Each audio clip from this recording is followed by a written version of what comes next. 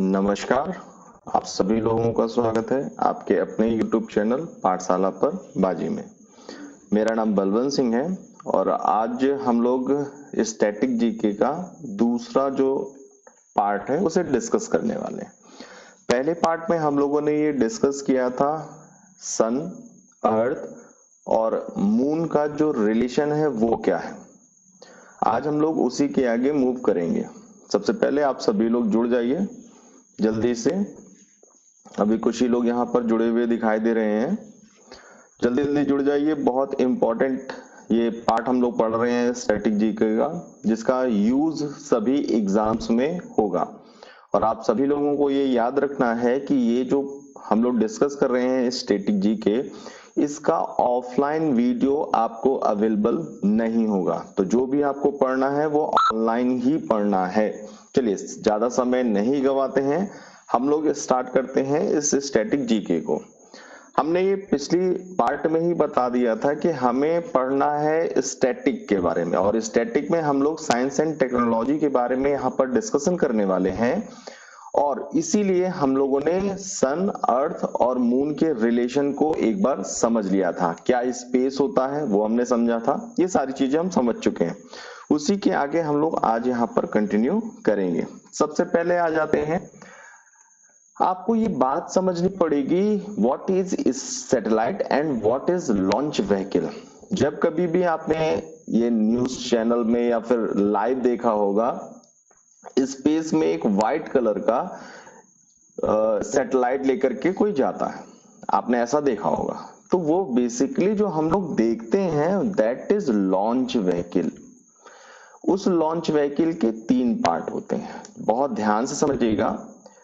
ये जो इतना हिस्सा आपको दिखाई दे रहा है ये है आपका फर्स्ट स्टेज। ये पृथ्वी से सैटेलाइट को लेकर के जाने वाला लॉन्च व्हीकल है, और ये पृथ्वी से जैसे ही आगे बढ़ेगा ये हिस्सा अपने आप टूट करके अलग हो जाता है। अब आपको एक यहाँ पर क्वेश्चन समझना पड़ेगा कि किस डायरेक्शन में ये सैटेलाइट लॉन्च व्हीकल जाता है। तो ध्यान रखिएगा, हमारी जो अर्थ है उस अर्थ का जो रोटेशन और रेवोल्यूशन है वो दोनों ही है एंटी क्लॉकवाइज। Anti clockwise. अब ये एंटी क्लॉकवाइज का मतलब क्या है वो समझ लीजिए थोड़ा सा। यानी कि जो हमारी अर्थ है वो वेस्ट से ईस्ट की तरफ मूव करती है। यानी कि ये वेस्ट है और ये रहा हमारा ईस्ट, तो ये वेस्ट से ईस्ट की ओर मूव कर रही है। इसलिए कोई भी लॉन्च व्हीकल जो सैटेलाइट को लेके जा रहा है उसे हमेशा ईस्टर्न डायरेक्शन में ही छोड़ा जाता है, जिससे इनिशियली पृथ्वी के रोटेशन और रेवोल्यूशन का यूज किया जा सके उसे लॉन्च करते समय। फिलहाल हम लोग लॉन्च व्हीकल को समझ रहे थे। इसके 3 पार्ट होते हैं। पहला पार्ट आपने देख लिया, ये नीचे वाला जो हिस्सा है ये वाला, जैसे ही पृथ्वी से आगे बढ़ेगा सैटेलाइट लॉन्च व्हीकल वो टूट करके अलग हो जाएगा। ये जो बीच का हिस्सा आपको दिख रहा है ये है हमारा सैटेलाइट लॉन्च व्हीकल का सेकंड पार्ट। ये उसे आगे तक लेकर के जाएगा, और ये जो सबसे ऊपर का होता है जिसे कहते हैं हेड शील्ड, यही हमारा है थर्ड पार्ट, और इसी में होता है हमारा सैटेलाइट। तो हमेशा ध्यान रखिएगा, जो सैटेलाइट लेकर के जा रहा है वो लॉन्च व्हीकल है। लॉन्च व्हीकल में ही सैटेलाइट होगा। हमें सैटेलाइट दिखता नहीं है कभी, हमें सिर्फ और सिर्फ लॉन्च व्हीकल ही दिखता है। अब लॉन्च व्हीकल 2 टाइप के होते हैं। एक है PSLV। PSLV का फुल फॉर्म क्या है? Polar satellite launch vehicle. और एक है GSLV। ये क्या है? तो जियो सिंक्रोनस सैटेलाइट लॉन्च व्हीकल। इन दोनों में डिफरेंस क्या है तो ये समझ लीजिए। ये है लाइट वेट के सैटेलाइट्स को ले जाने वाला लॉन्च व्हीकल, और ये जो है वो हैवी वेट के जो सैटेलाइट्स होते हैं उनको ले जाने वाला ये लॉन्च व्हीकल है।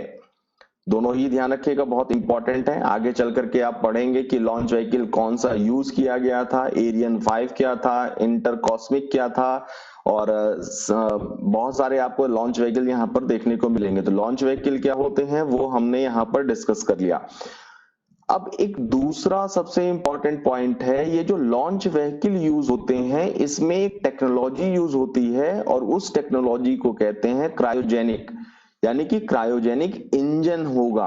अब ये क्रायोजेनिक इंजन क्या होता है, तो देखिए इसमें हाइड्रोजन और ऑक्सीजन को भरा जाता है और ये इस हाइड्रोजन और ऑक्सीजन को कंप्रेस करके लिक्विड फॉर्म में कन्वर्ट कर देता है और उसी लिक्विड फॉर्म में हाइड्रोजन और जो ऑक्सीजन है ये जब एक दूसरे से मिलेंगे तो उससे बहुत ज्यादा जो है एनर्जी रिलीज होगी और उसी एनर्जी का यूज करते हुए जितने भी लॉन्च व्हीकल्स हैं उन्हें उनकी सहायता से सैटेलाइट्स को भेजा जाता है। बहुत इंपॉर्टेंट है, तीनों ही क्वेश्चन आपसे डायरेक्टली पूछ लिए जाते हैं किसी भी एग्जाम्स में, या आपको जनरल लाइफ अगर आप जी रहे हैं तो भी आपको पता होना चाहिए what is PSLV, what is GSLV, what is cryogenic engine. अब देखिए अगर हम स्पेस मिशन की बात करते हैं भारत की, तो कौन कौन से स्पेस मिशन भारत ने किए, लेकिन भारत को डिस्कस करने से पहले हमें ये पता करना होगा कि क्या भारत ने ही सबसे पहले स्पेस मिशन की शुरुआत की, तो आंसर है नहीं। सबसे पहले जो स्पेस मिशन की शुरुआत की थी वो थी कि सोवियत यूनियन ने, और उस सोवियत यूनियन को लीड कर रहा था रसिया। 1957 1957 में जो सोवियत यूनियन है उसने स्पुतनिक नाम का एक सैटेलाइट सिस्टम जो है उसे लॉन्च किया था, लेकिन वो किसी भी हेवनली बॉडी के लिए नहीं किया गया था, किसी भी आकाशीय पिंड के लिए नहीं भेजा गया था, वो सिर्फ और सिर्फ स्पेस में भेजा गया था। अब ये स्पेस क्या है ये हम लोग पिछले वाले पार्ट में समझ चुके हैं। 1957 में सोवियत जो यूनियन है उसने अपना पहला सैटेलाइट मिशन किया था जो कि केवल स्पेस में भेजा गया। पहला सैटेलाइट भेजने वाला जो देश है वो रसिया कह सकते हैं या सोवियत यूनियन कह सकते हैं। लेकिन अगर यहीं पर क्वेश्चन ये पूछ लिया जाए कि कौन सा ऐसा देश है जिसने मैन मिशन किया था किसी भी प्लेनेट के लिए, तो वो है यूएसए। यूएसए यानी कि यूनाइटेड स्टेट्स ऑफ अमेरिका। इस यूनाइटेड स्टेट्स ऑफ अमेरिका ने 16 जुलाई 1969 को 16 जुलाई 1969 को एक मिशन किया और उस मिशन का नाम था अपोलो 11। अपोलो मिशन 1969 में यूएसए ने किया और इस अपोलो मिशन में जो यूएसए है वो सबसे पहले मून पर भेजने वाला जो है यान वो भेज रहा है, जिसमें 3 लोग गए थे और उसी में सबसे जो फेमस हुए जो जिन्होंने पहली बार चंद्रमा पे कदम रखा था वो है नील आर्मस्ट्रॉन्ग। आपने शायद नाम सुना भी होगा। ये था मून पर किया गया यूएसए का पहला मिशन और विश्व में पहला देश जिसने किसी भी अदर हेवनली बॉडी, किसी अदर आकाशीय पिंड पर अपना किसी मैन यान जो था उसको भेज दिया था। चलिए कई लोग जुड़ चुके हैं लेकिन अभी भी कई लोग ऐसे हैं जो जुड़ नहीं पाए हैं। बड़ा इंपॉर्टेंट सेशन है ये, दोबारा आपको चूंकि ऑफलाइन ये वीडियो नहीं मिलेगा इसलिए आप कोशिश करिएगा इसे साथ साथ में नोट करते जाइए या इसके स्क्रीनशॉट्स भी लेते जाएंगे तो भी आपके लिए बड़ा हेल्पफुल रहेगा। चलिए अब चूंकि हमें बात करनी है भारत के स्पेस मिशन की तो हम उसी पर फोकस करेंगे। यहाँ पर भारत के स्पेस मिशन से पहले हमने कुछ बातें पढ़ी थी दूसरे देशों के बारे में। अमेरिका की एक सबसे फेमस जो एजेंसी है उसका नाम है नासा। कभी कभी एग्जाम में क्वेश्चन पूछ लेता है व्हाट इज नासा, या फिर आपने जनरली देखा होगा नासा का बहुत सारा नाम आता है, तो इसका फुल फॉर्म क्या है, तो देखिए नेशनल एरोनॉटिक्स स्पेस एडमिनिस्ट्रेशन, ये है नासा का फुल फॉर्म। अब अगर नासा यूएसए के लिए काम करती है तो भारत के लिए कौन सी ऐसी एजेंसी है जो इस तरह का काम करती है, तो वो है इसरो। इसरो का फुल फॉर्म क्या है, इंडियन स्पेस रिसर्च ऑर्गेनाइजेशन। अब इसमें एक रिलेशन हम आपको बता दें।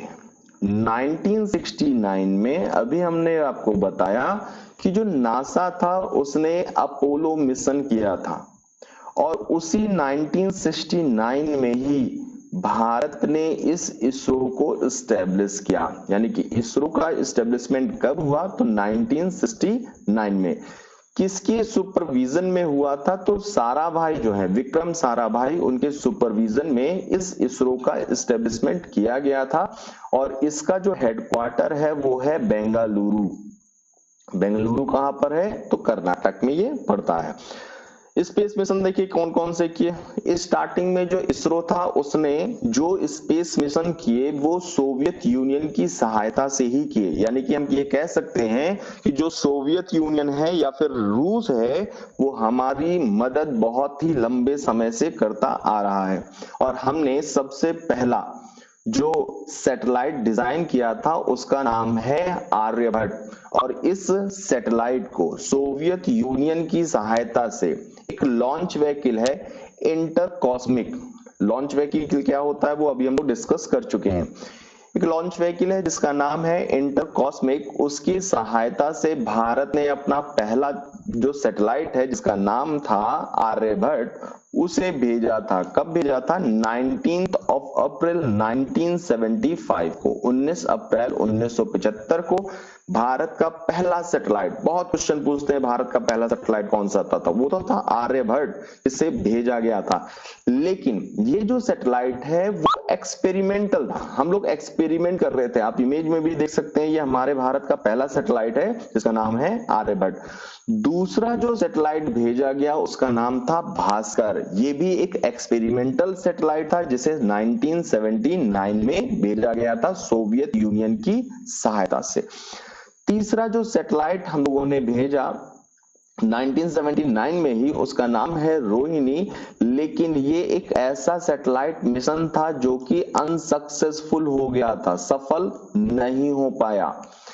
ये तो थे पहले, दूसरे और तीसरे सैटेलाइट की बात। लेकिन जब कभी भी आपसे एग्जाम में क्वेश्चन पूछता है, आंसर आपको करना है पहला सैटेलाइट कौन सा भेजा गया था, तो वो है आर्यभट्ट 1975 में। किसकी सहायता से? तो वो रूस की सहायता से। रूस यानी कि सोवियत यूनियन की सहायता। Soviet union is a group of many countries, लेकिन अब वो एग्जिस्ट नहीं करता। उसको लीड करने वाला कौन था? तो वो था रूस। इस वजह से यहां पर हमने रूस की बात कही।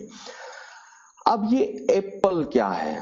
हम यहाँ पर एप्पल के आईफोन की बात नहीं कर रहे हैं। ये एप्पल जो है वो भारत का पहला सैटेलाइट है। अब आप कहेंगे कि पहला सैटेलाइट तो आर्यभट्ट है, लेकिन हम यहाँ पर बात कर रहे हैं कम्युनिकेशन के लिए। कम्युनिकेशन के लिए भेजा जाने वाला ये पहला सैटेलाइट है, लेकिन ये एक एक्सपेरिमेंटल है। लेकिन भेजा किसके लिए गया था? तो कम्युनिकेशन के लिए ये भेजा गया सैटेलाइट था।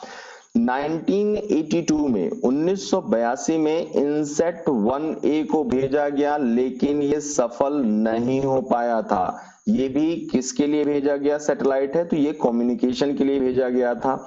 इनसेट 1B जो है 1983 में जो भेजा गया था, इनसेट 1B, ये सक्सेसफुल इंस्टॉल किया गया कम्युनिकेशन के लिए सैटेलाइट था। बहुत इंपॉर्टेंट है, अगर सफल सैटेलाइट पूछ लिया जाएगा तो वो है इनसेट 1B, जिसे 1983 में भेजा गया है। लेकिन पहला एक्सपेरिमेंटल कौन था? तो वो था एप्पल, कम्युनिकेशन के लिए भेजा गया है। अनसक्सेसफुल कौन था? तो इनसेट 1A 1982 में कम्युनिकेशन के लिए भेजा गया है और ये सफल नहीं था। ध्यान रखिएगा इस बात को। इनसेट 3C 2002 में भेजा गया और इसका भी मेन ऑब्जेक्टिव जो था वो था कम्युनिकेशन। लेकिन कम्युनिकेशन के साथ साथ ये क्लाइमेट और एनवायरनमेंट की स्टडी के लिए भी यूज किया जा रहा था। इनसेट 3C जो कि 2002 में भेजा गया। आगे हम लोग बात करते हैं चंद्रयान 1 की, जो कि बहुत ही सफल मिशन रहा भारत की तरफ से। और इसी के बाद से भारत ने पीछे मुड़ करके देखना बंद कर दिया। पहले भारत ने बहुत दूसरे देशों से सहायता ली, आपको जैसे ही बताया सोवियत यूनियन से सहायता ली पहला सैटेलाइट भेजने के लिए। उसके बाद फ्रांस से एरियन 1, एरियन 5 इन तरह के लॉन्च व्हीकल्स का यूज किया भारत ने। लेकिन भारत अब इतना ज्यादा आगे बढ़ चुका है 2008 से चंद्रयान 1 करने के बाद कि उसने जितने भी मिशन किए हैं स्पेस से रिलेटेड, उसमें जो लॉन्च व्हीकल यूज किया वो भारत का बना हुआ लॉन्च व्हीकल था। लेकिन इससे पहले किन देशों की सहायता से भेजता था? तो फ्रांस की सहायता से भेजता था और सोवियत यूनियन की सहायता से भेजता था। लेकिन जब से भारत ने अपने लॉन्च व्हीकल्स को यूज करना शुरू कर दिया, उसके बाद से कामयाबी की बुलंदियों पर भारत का जो इसरो है, इंडियन स्पेस रिसर्च ऑर्गेनाइजेशन, वो पहुंच चुका है। और आपने ये भी सुना होगा कि कई सारे देशों के छोटे छोटे सैटेलाइट्स को लेकर के भी हमारा जो लॉन्च व्हीकल है वो स्पेस में जा चुका है। सबसे बड़ी और सबसे इंपॉर्टेंट महत्वाकांक्षी परियोजना जो थी यहाँ पर वो थी चंद्रयान 1। और इसे कब अंजाम दिया गया? तो ये है 22 अक्टूबर 2008। कौन सा लॉन्च व्हीकल यूज किया गया? तो देखिए ये लिखा हुआ है PSLV। और PSLV का फुल फॉर्म क्या था? तो हमने बताया पोलर सैटेलाइट लॉन्च व्हीकल। ये जो लॉन्च व्हीकल्स होते हैं PSLV, ये बहुत छोटे सैटेलाइट्स को ले जाने के लिए डिजाइन किए जाते हैं, छोटे। लेकिन अगर कोई बड़ा होगा, भारी होगा, तो उसके लिए GSLV का यूज किया जाता है, जियो सिंक्रोनस सैटेलाइट लॉन्च व्हीकल, जिसके बारे में हम लोग पहले पढ़ चुके हैं। अब ये PSLV का क्या नाम था? तो वो है C11, जिसका यूज किया गया था चंद्रयान 1 के लिए। यहां पर सबसे ज्यादा इंपॉर्टेंट है और वो है नेविगेशन। आप सभी लोगों को ये जान करके बहुत आश्चर्य होगा कि जब कारगिल का युद्ध हुआ था तो उसमें नेविगेशन की हेल्प लेने के लिए भारत ने अमेरिका से रिक्वेस्ट की थी। लेकिन उसी अमेरिका ने भारत को नेविगेशन सैटेलाइट जो है वो उस पे थोड़ी इमेजेस जो थी उसको देने से मना कर दिया था। लेकिन आज वही भारत है जिसने अपना खुद का नेविगेशन सिस्टम स्टेब्लिश कर लिया। और वो पहला नेविगेशन जो सैटेलाइट इंस्टॉल किया गया वो था 2013 में IRNSS। इसका फुल फॉर्म क्या है?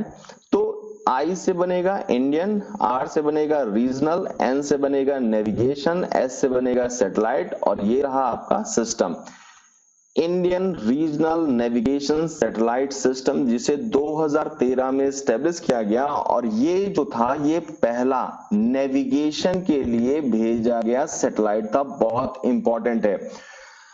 नेविगेशन के क्षेत्र में हम लोगों ने बहुत सारे और भी सैटेलाइट्स को इंस्टॉल कर लिया है, लेकिन पहला जो था वो IRNSS 1A था, जिसे 2013 में भेजा गया। 2013 में हम लोगों ने विश्व में एक बहुत बड़ा चमत्कार कर दिया और वो था मार्स पर किया गया हमारा मिशन।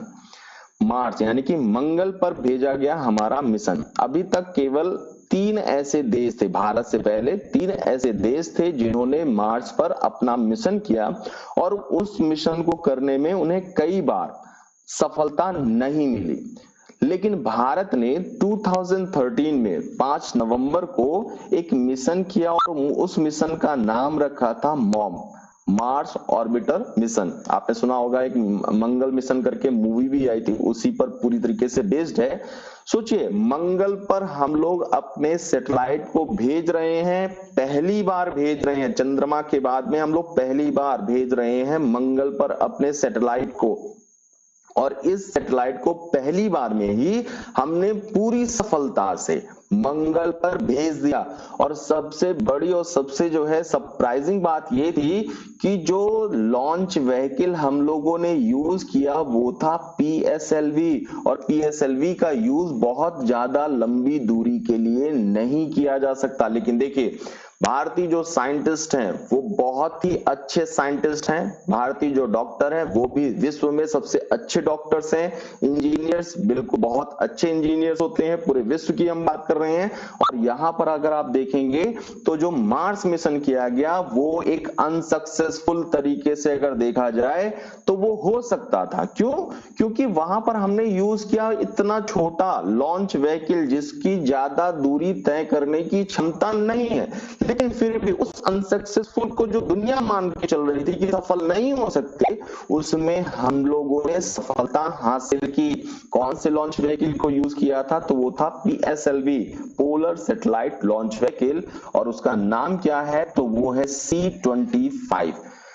मंगल मिशन पे अभी तक 4 देश पहुंच चुके हैं, और उन 4 देशों में हमारा जो भारत है वो भी शामिल है। और जो भी मंगल मिशन, मंगल पे अपना सैटेलाइट भेज देते हैं, उन्हें कहते हैं इलाइट ग्रुप, और इलाइट ग्रुप का जो मेंबर है वो भारत है, लेकिन चाइना नहीं है। 2015 में भारत ने एस्ट्रोसैट नाम का एक सैटेलाइट लॉन्च किया, और ये स्पेस साइंस में हेल्प करने के लिए इंस्टॉल किया गया है, स्पेस साइंस के लिए। आगे चल करके आप देखेंगे तो इसरो जो है और भी कई सारे इतिहास लिखने वाली है।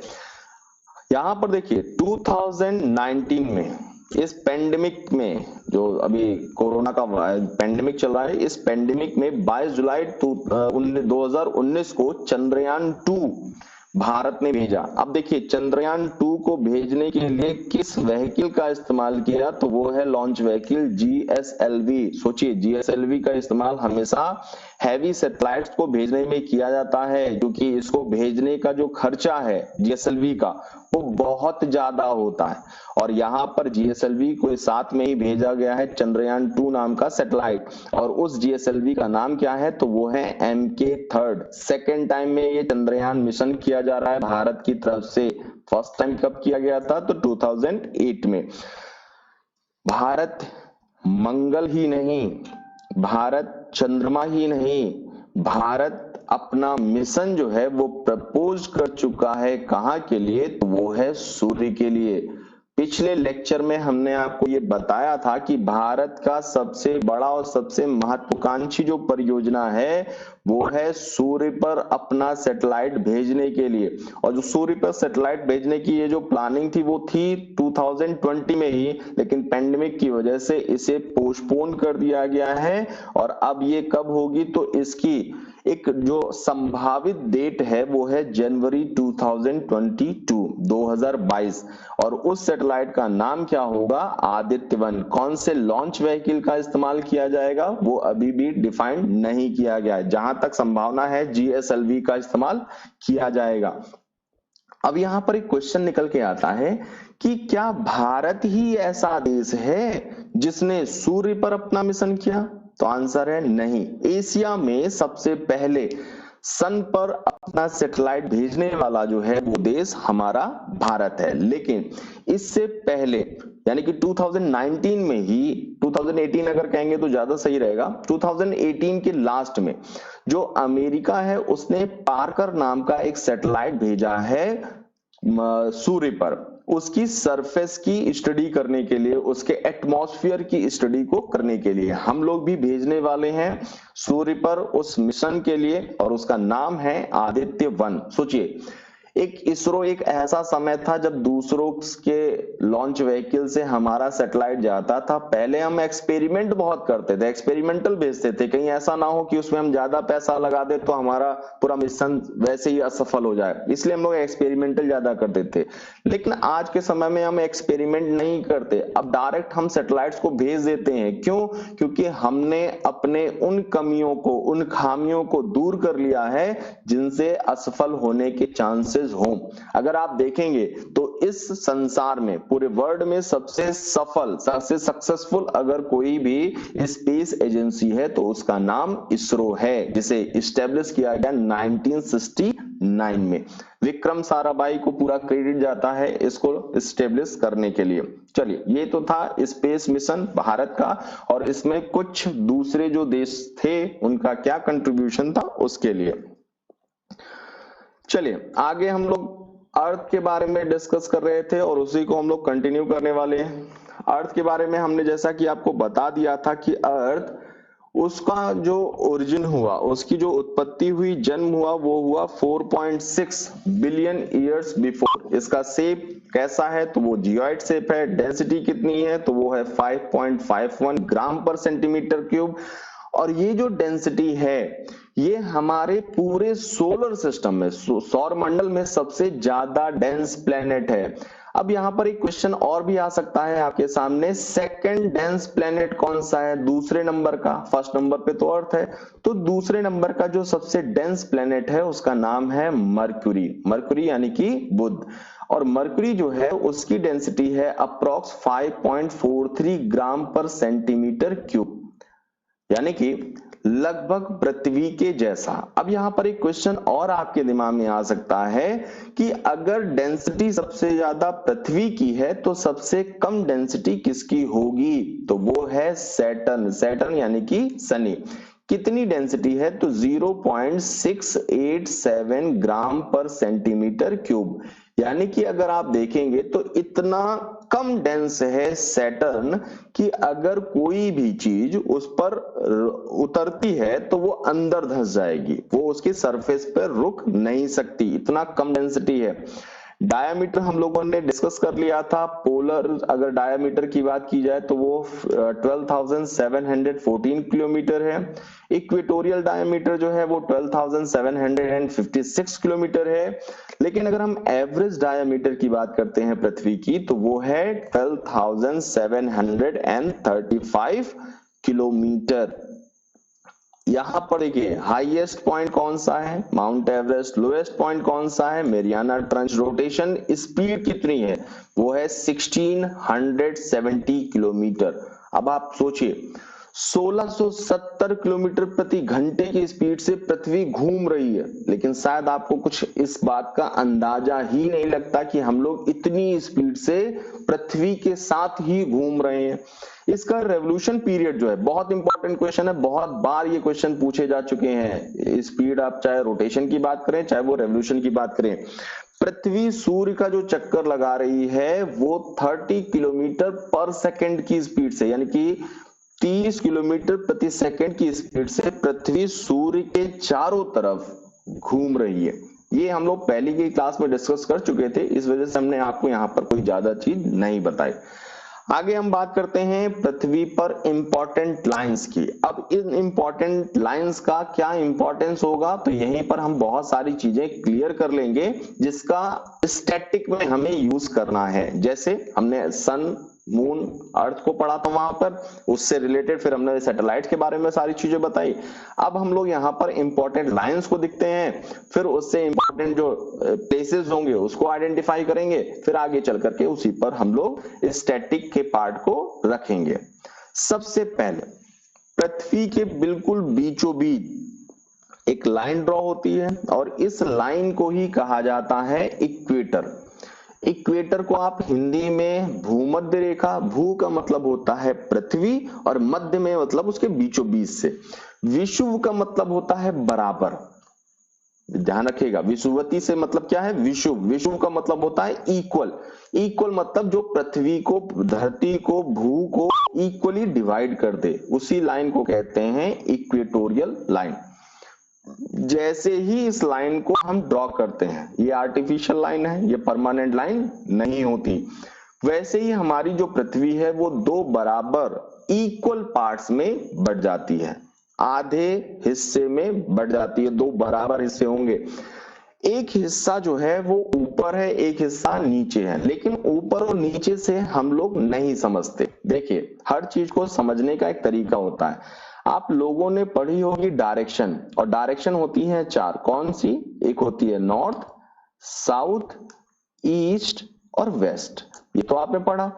अब आप देखिए अगर हम यहां पर इसको ड्रॉ करते हैं तो ये है नॉर्थ और ये रही साउथ, और अगर हमने नॉर्थ और साउथ को डिफाइन कर लिया और बीच में ये लाइन ड्रॉ की जिसको हम लोग इक्वेटर कह रहे हैं, तो आप देखेंगे ये हिस्सा ऊपर का जो है नॉर्थ में है और नीचे वाला जो हिस्सा है वो साउथ में। तो इसीलिए ऊपर और नीचे का हिस्सा नहीं कहेंगे, नॉर्थ और साउथ का हिस्सा कहेंगे, लेकिन वो आधा है तो हेमिस्फीयर हो गया।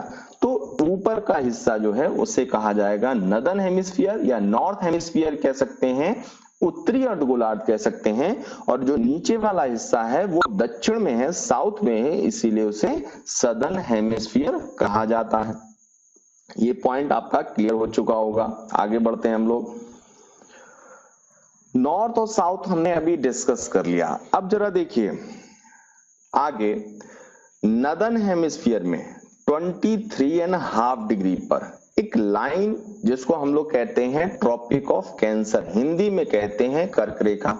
अब आपके दिमाग में एक बात तुरंत स्ट्राइक हो जाएगी, पढ़ स्टैटिक जी के रहे हैं तो पृथ्वी पर इन लाइंस का क्या इंपॉर्टेंस है, तो अभी आपको आगे चल करके इसका इंपॉर्टेंस भी समझ में आएगा। क्या इंपॉर्टेंस है, आपको पढ़ने को मिलता है इक्विनॉक्स, सॉल्स्टाइस वगैरह, ये सारी चीजें पढ़ने को मिलती हैं। वो किसके बेसिस पर चल रही हैं, तो उसी के बेसिस पर ये लाइंस को डिफाइन किया गया। नदर्न हेमिस्फीयर में 23.5 डिग्री पर एक लाइन ड्रॉ होती है जिसको कहते हैं ट्रॉपिक ऑफ कैंसर। क्यों ये लाइन ड्रॉ की गई, किस बिहाफ पे की गई, वो हम लोग अभी आगे डिस्कस करेंगे। लेकिन ध्यान रखिएगा ये सारी चीजें, अगर आपको लगता है दिक्कत होगी आगे समझने में तो आप स्क्रीनशॉट भी ले सकते हैं, ये ध्यान रखिएगा। लेकिन अगर 23.5 डिग्री सदर्न हेमिस्फीयर में है तो उस लाइन को कहते हैं ट्रॉपिक ऑफ कैप्रिकॉर्न, यानी कि मकर रेखा।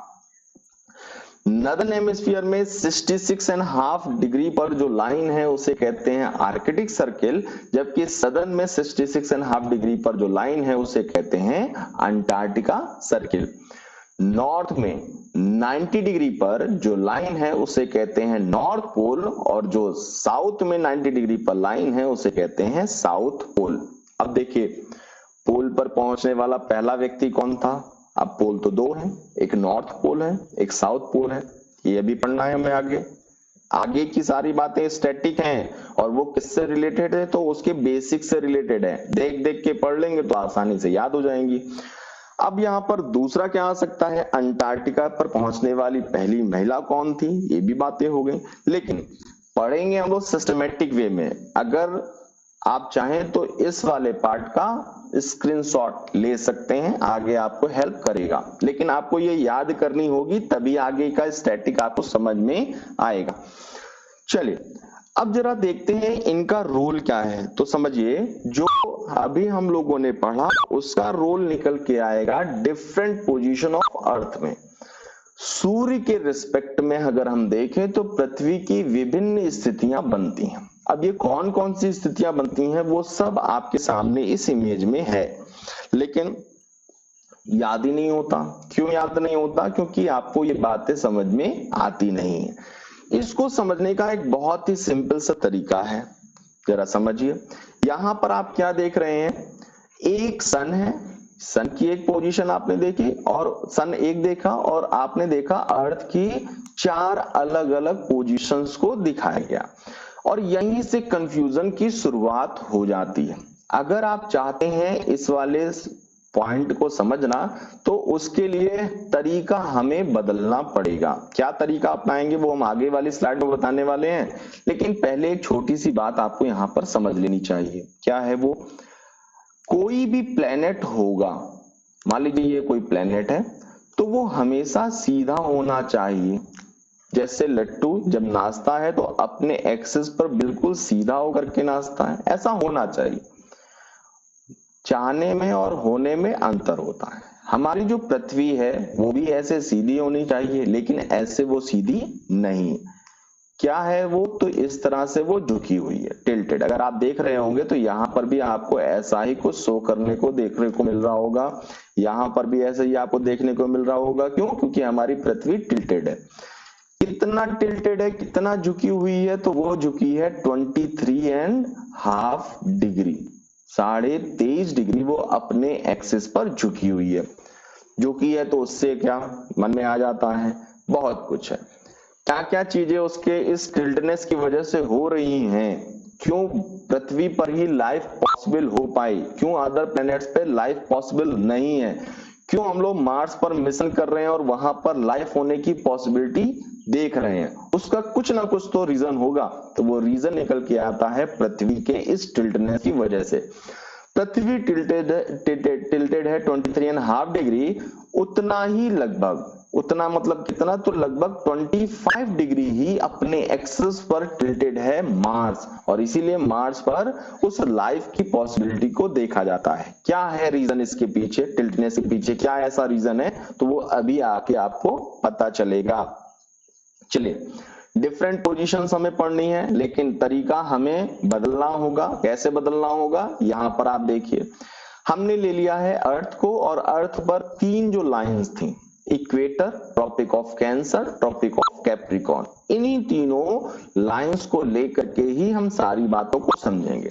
अभी हम लोगों ने क्या देखा था कि पृथ्वी की 4 पोजीशंस आपने देखी थी। अब हमने पृथ्वी को स्टेबल कर लिया है, और अब हम सन की 4 डिफरेंट पोजीशंस को यहां पर लेके चलेंगे। कैसे, एक ऐसा समय जब सन जो है वो इक्वेटर पर है, इक्वेटर पर अगर सन है तो क्या होगा उससे, तो एक बात समझिए, जो सन की लाइट है, सन की लाइट मतलब सूर्य की जो रोशनी है, वो सूर्य की रोशनी जहां पर 90 डिग्री का एंगल बनाएगी, यानी कि परपेंडिकुलर जहां पर होगी, वहां पर जो टेम्परेचर होगा यानी कि हीट जो होगी वो ज्यादा होगी। लेकिन अगर वो एंगल चेंज हो गया, चाहे वो कम हो जाए या ज्यादा, वहां का जो टेम्परेचर यानी कि जो हीट होगी वो कम हो जाएगी। ये बात आपको ध्यान रखनी है। अब हो सकता है आप में से कुछ ऐसे भी स्टूडेंट्स हो जो ये मानने को तैयार ही ना हो, ऐसा कैसे हो सकता है, तो समझिए, सूर्य आपको हर मौसम में दिखाई देता है, लेकिन गर्मी में वो सूर्य आपको ज्यादा गर्मी देता है। समर सीजन में जो सन है वो आपको ज्यादा गर्मी देता है, लेकिन वही सन जब विंटर सीजन में होता है तो वहां पर आपको वो गर्मी कम देता है। अब आप कहेंगे लो, गर्मी में तो गर्मी ज्यादा मिलेगी, सर्दी में सर्दी ज्यादा मिलेगी। ऐसा नहीं है, उसके पीछे जो रीजन है वो अभी आपको यहाँ पर देखने को मिलेगा। हमने अभी आपको बताया कि सन की एक ऐसी पोजीशन जहां पर वो अपनी जो लाइट है वो इक्वेटर पे डाल रहा है, और वो इक्वेटर पे जो लाइन डाल रहा है वो कौन से दिन होती है, तो वो है 21 ऑफ मार्च।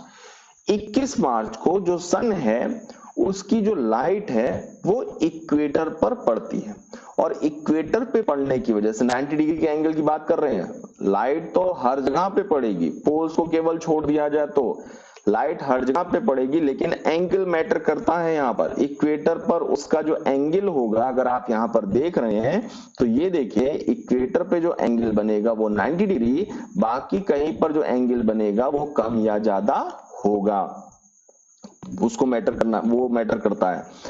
अब यहाँ पर क्या हुआ, 21 मार्च को सन की जो लाइट है वो 90 डिग्री का एंगल बना रही थी इक्वेटर पर, ठीक है, आगे भी पढ़ेंगे इसके।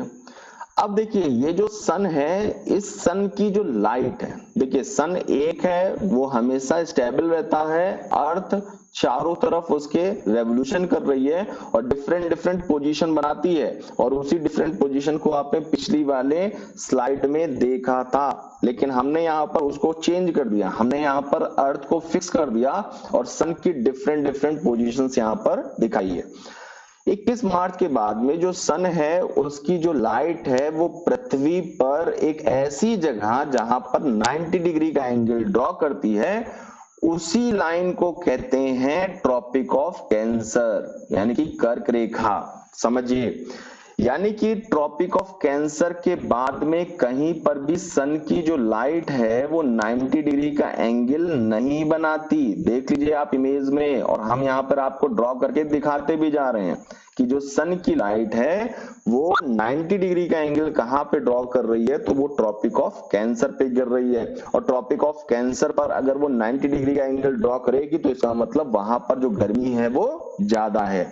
और कब गर्मी ज्यादा होती है, तो वो है 21 जून। 21 जून को सन जो है वो ट्रॉपिक ऑफ कैंसर पर 90 डिग्री का एंगल बनाता है। इसके आगे सन 90 डिग्री का एंगल नहीं बना पाता। अब वो वापस सन की लाइट आएगी, और वापस जब आएगी तो कहां पहुंचेगी, तो वो पहुंचेगी इक्वेटर पर। अब जब वो इक्वेटर पे पहुंच रही है तो ये कौन सी जो है डेट है, तो वो है 23 ऑफ सितंबर, 23 सितंबर को फिर से सन की लाइट कहां पर है, तो वो इक्वेटर पर है। इस 23 सितंबर के बाद में सन की जो लाइट है उसका मूवमेंट होता है सदर्न हेमिस्फीयर में, दक्षिणी अर्धगोलार्ध में, और दक्षिणी अर्धगोलार्ध में वो 90 डिग्री का एंगल कहां पर जाके बनाएगी, मैक्सिमम उसके नीचे नहीं जा सकती, तो वो है ट्रॉपिक ऑफ कैप्रिकॉन। और कैप्रिकॉन पे कब पहुंचेगी, तो वो 22 ऑफ दिसंबर को। और यही साइकिल हर साल चलता रहेगा, 21 मार्च, 21 जून, 23 सितंबर, 22 ऑफ दिसंबर, ये चारों लगातार हमेशा आपको देखने को मिलेगा। अब जरा इसी से रिलेटेड हमें चीजें आगे पढ़नी हैं। जैसे आपने सुना होगा कि ऑस्ट्रेलिया में आग लग जाती है, क्यों लग जाती है, क्या रीजन है, ठीक है। दिसंबर के महीने में जब हमारे यहाँ पर सर्दी होती है उस समय भी सन की लाइट निकलती है, लेकिन वो सन की लाइट उतना इफेक्टिव नहीं है। क्यों नहीं है इफेक्टिव, उसका रीजन क्या है, गर्मी के मौसम में चिलचिलाती हुई धूप हमें लगती है, ऐसा क्यों होता है, तो वो सभी चीजों के आंसर आपको यहाँ पर देखने को मिल रहे हैं। देखिए बहुत ध्यान से, जो भारत है उस भारत की पोजीशन यहाँ पर है, भारत हमारा यहां पर, ये रहा हमारा भारत। इस भारत में अगर देखें तो इक्वेटर, ये जो ट्रॉपिक ऑफ कैंसर है वो मिड से जाती है, 8 स्टेट से जाती है। कौन कौन से स्टेट्स हैं वो आपको कमेंट बॉक्स में लिखने हैं, अभी हम आपके कमेंट बॉक्स को चेक करते हैं, पढ़ेंगे ये भी सारी चीजें, लेकिन पहले आप आंसर करिए तब। अब आप देखिए जून के महीने में हमारे यहाँ पर गर्मी का मौसम होता है और उसी समय जो सन की पोजीशन है वो इस इक्वेटर पर 90 डिग्री का एंगल बना रही है। और अभी हमने बताया कि जहां पर 90 डिग्री का एंगल बनेगा वहां का जो टेम्परेचर होगा वो हमेशा ज्यादा होगा, और इसीलिए मई जून के महीने में गर्मी का जब सीजन चल रहा होता है तो वहां पर हम लोगों को गर्मी ज्यादा इसी वजह से लगती है, चिलचिलाती धूप इसी वजह से होती है क्योंकि सन की लाइट वहां पर 90 डिग्री का एंगल बना रही है। अब जरा देखिए दिसंबर के महीने की बात करते हैं। दिसंबर के महीने में जो सन की लाइट है वो 90 डिग्री का एंगल बना रही है, कहां पर, तो वो है ट्रॉपिक ऑफ कैप्रिकॉन। ये ट्रॉपिक ऑफ कैप्रिकॉन कहां से पास हो रही है, तो साउथ अमेरिका से, अफ्रीका से और ऑस्ट्रेलिया से पास हो रही है। लेकिन हमें यहाँ पर मेनली बात करनी है ऑस्ट्रेलिया की। ऑस्ट्रेलिया में गर्मी कब होगी, समर सीजन कब होगा, तो वो होगा दिसंबर के महीने में। और दिसंबर के महीने में हमारे यहाँ पर यानी कि भारत में कैसा सीजन होता है, तो वो होता है विंटर सीजन। ध्यान रखिएगा, बहुत इंपॉर्टेंट है। अब यहां पर आप देख रहे हैं 22 ऑफ दिसंबर को सन की लाइट बना रही है 90 डिग्री का एंगल, और अगर यहाँ पर ये 90 डिग्री का एंगल बना रही है तो यहाँ का तो टेम्परेचर आपको पता है ज्यादा होगा। लेकिन अगर इसी पोजीशन पे रहते हुए हम सन को देखें तो सन की लाइट यहाँ पर जो पहुंचेगी तो वो एंगल चेंज हो गया। अगर वो एंगल चेंज हो गया तो आप खुद बताइए कि जो टेम्परेचर है वो कम होगा या ज्यादा, जाहिर सी बात है आंसर आपका कम है। और इसीलिए सर्दियों के मौसम में जब कभी भी आप देखते हैं उस सन की पोजीशन को, तो सन तो दिखाई देता है लेकिन उसकी जो धूप है, उसकी जो लाइट है वो इतनी इफेक्टिव नहीं दिखाई देती। आपको आज जो हम लोगों ने डिस्कस किया है, हमने आज जो आपको बताया है, उस वाले पार्ट को आपको बहुत ही अच्छे से समझना है। जब इसको समझ जाएंगे तो इसी पर स्टैटिक जीके को हम लेकर के आएंगे। आज के लिए हम लोग इतना ही रखते हैं। आप सभी लोगों का धन्यवाद हमारे साथ जुड़ने के लिए। और अगर आपको ये सारे क्लासेस अच्छे लग रहे हैं, समझ में आ रहे हैं, तो आप लाइक भी करिए, कमेंट भी करिए और शेयर भी करिए, सब्सक्राइब भी करवाइए ताकि ज्यादा से ज्यादा लोग जुड़ सकें। धन्यवाद।